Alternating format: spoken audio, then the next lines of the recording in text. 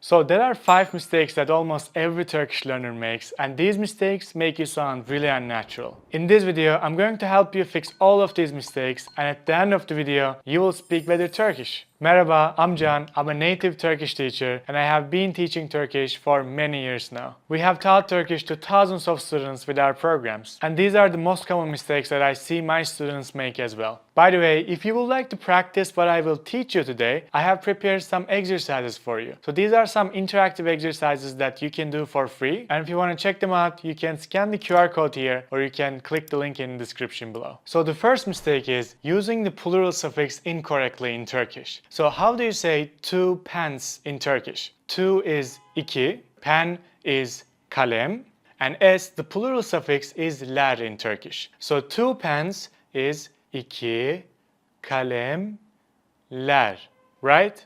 No, that's wrong. You can't directly translate from English to Turkish. Turkish doesn't work like that. So the Turkish logic is, if there's already a number, that shows that whatever we are talking about is more than one thing. In this case, it's two pens, right? It's two already. So I don't need to add another plural suffix to show that it's plural. The fact that there is two in front of the word shows that it's already plural. So that's why I don't add the plural suffix if there's a number. And the correct answer is iki kalem. If we translate it literally, it means two pen. And if you say iki kalemler in Turkish, it will sound like two pensiz. It sounds weird, right? So it sounds like that to us. Let me give you more examples. One chair, bir sandalye. Two chairs. İki sandalyeler. No, it's just iki sandalye. Two chair, literally. Three chairs, üç sandalye. That's it. You got the idea, right? If there's a number before the word, don't add the plural suffix. And by the way, the same rule applies to quantitative words in Turkish as well. For example, a lot of, many, or a few, a bunch of. So if you use these words in Turkish, you don't add plural suffix. For example, a lot of cars. In Turkish, if you translate it literally, you will say bir sürü arabalar. But that's wrong. We don't add the plural suffix because it already shows that it's more than one. So we say bir sürü araba. Bir sürü araba. So when do you add the plural suffix then in Turkish? When do you use the plural suffix? Well, you use the plural suffix if you want to talk about something that's more than one. It's plural in general, but there's no word. Like you don't know how many of that thing. You just want to talk in general that there's more than one thing, right? For example, cars. If I'm talking about cars, I say arabalar, arabalar. Or shirts, gömlekler, gömlekler. So that's when you use it. Doğada bulunan 4 element. Ateş, su, toprak, tahta. Doğada bulunan 4 element. Ateş, su, toprak, tahta. Okay, so the mistake number 2 is pronouncing this letter incorrectly. So this letter is soft G. It's my favorite letter in Turkish, and people pronounce it as a hard G sound, okay? For example, they see this word and they say agr, agr, agr. But it should be pronounced as ar, ar, ar. So what soft G does in a word is it lengthens, it stretches the vowel that comes before soft G. For example, in the arı example, it lengthened the a sound. So I didn't say arı, I said arı.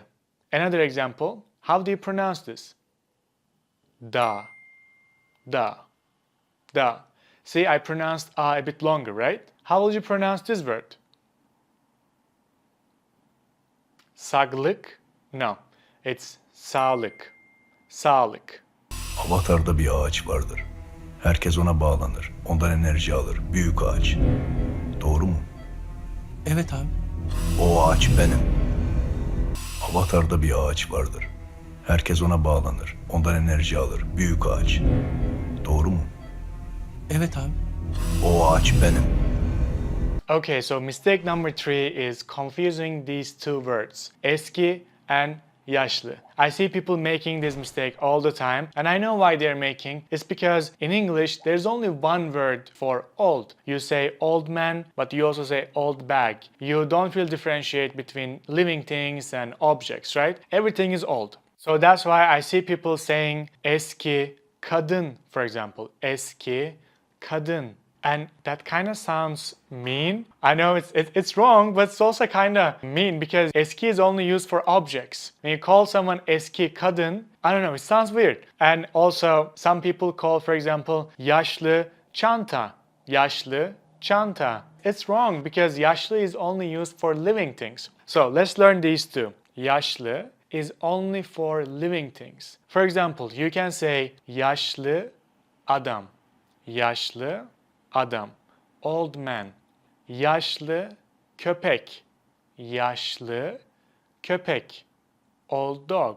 Now, what about eski? So, eski is for things, for objects or possessions. It means old, but it can also mean former or previous. Let me give you some examples. Eski çanta. Eski çanta. Old bag. Eski arkadaş. Eski arkadaş. Old friend. Eski bina. Old building. Eski bina.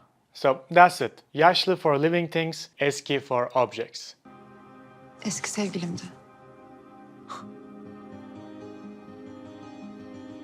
Eski sevgilinle. Eski sevgilimdi.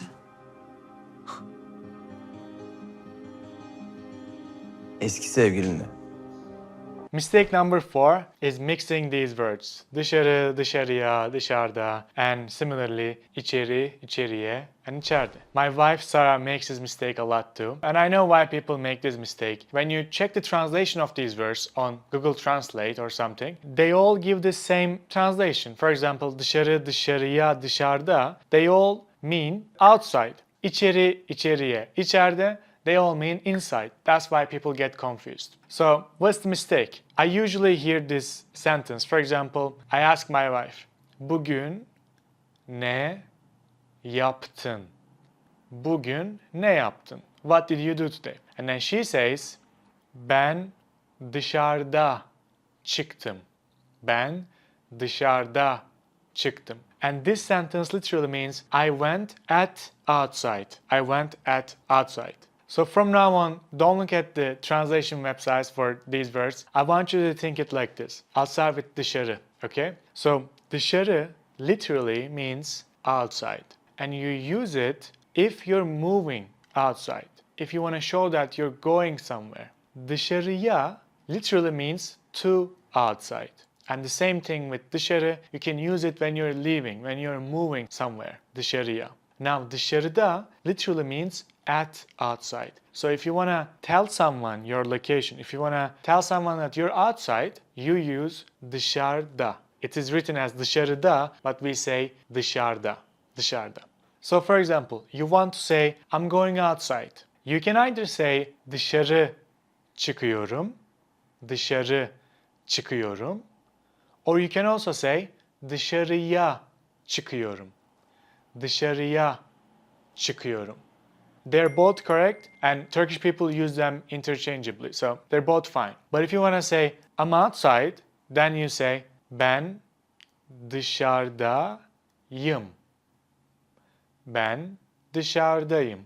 Or just dışarıdayım. Same rules apply for içeri, içeri, içeride as well. So let's look at them. İçeri means literally inside. İçeriye means to inside. And içeride literally means at inside. So if someone asks you, where is Ali? Where is Ali? And Ali just went inside a coffee shop. You can say, Ali içeri girdi. Ali içeri girdi. Or Ali içeriye girdi. Ali içeriye girdi. They both mean Ali went inside or Ali entered inside. But if you want to say Ali is inside, then you say Ali içeride. Ali içeride. Sen kimsin ya? Bize burada şey yap. Çık dışarı. Şefim, Çık. Bunu ikinci kez yapıyorsun. Dışarı çık. Sen kimsin ya? Bize burada şey yap. Çık dışarı. şefim. Çık. Bunu ikinci kez yapıyorsun. Dışarı çık. Merhaba canım. Kusura bakma. İçeride zikir var da şu anda müsait değilim. Merhaba canım. Kusura bakma. İçeride zikir var da şu anda müsait değilim. So I hope it's clear now. By the way, these mistakes usually happen because people directly translate from English, or people try to learn Turkish as they learn other languages like Spanish or English or French. But Turkish is a very unique language, and it is really difficult to learn Turkish like you learn Spanish. The methods that work for Spanish might not work for Turkish. So you need to learn Turkish in a way that teaches you the logic and the structure. So if you would like to learn Turkish in a structured and easy way, you can check out our Turkish master courses. We have video lessons, exercises for reading, listening, writing, and we also give one-on-one support to each student inside our program. Thousands of students have learned Turkish with us with these programs, and if you're interested, you can check the details with the link in the description. So check the details and I would love to see you there. Now let's check the fifth mistake. So mistake number 5 is about making negative sentences in Turkish. So I hear a lot of people say things like ben iyiyim değil or ben gidiyorum değil.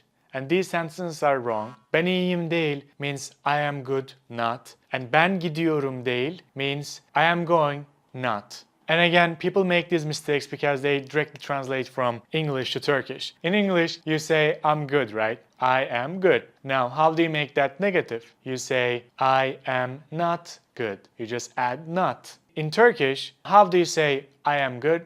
Ben iyiyim. Ben iyiyim.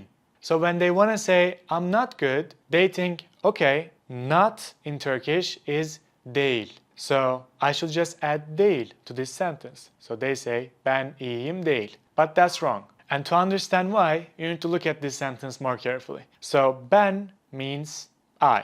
İyi means good.